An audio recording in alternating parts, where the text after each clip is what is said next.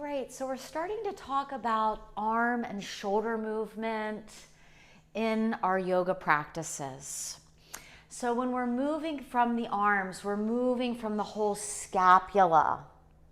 Some books say that we're actually moving 70% of, when we move our arms correctly, from our back.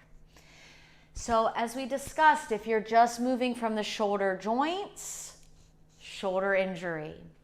So check it out for a side stretch. For example, a Parsvakonasana, Nuttita Parsvakonasana, which comes from a Virabhadrasana B. Okay, so here, now if I just use my arm, boop, that's all we get. Okay, if I just use my shoulder. But now I'm going to inhale and use my arms. So inhale.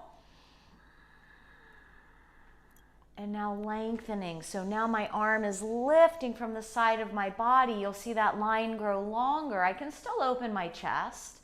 I can still go into deeper variations. But the stretch is actually coming not from the shoulder. It's coming from the whole scapula. And inhale up. Okay? Good, let's try it on the other side. So go ahead, try this with me. See if you can feel how your shoulder's moving.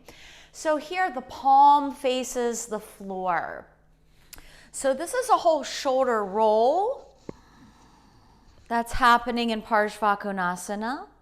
But this is happening from an extension from the scapula.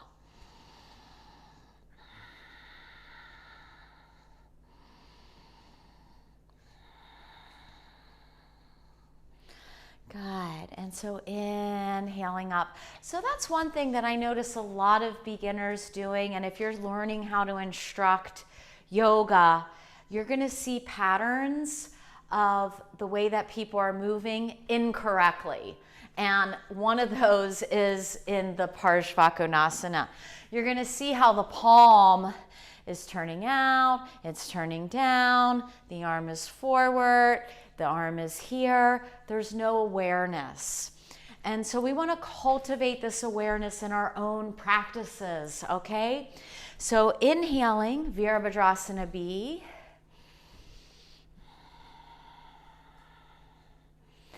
Exhaling, side stretch. From the hip, extend. Turn.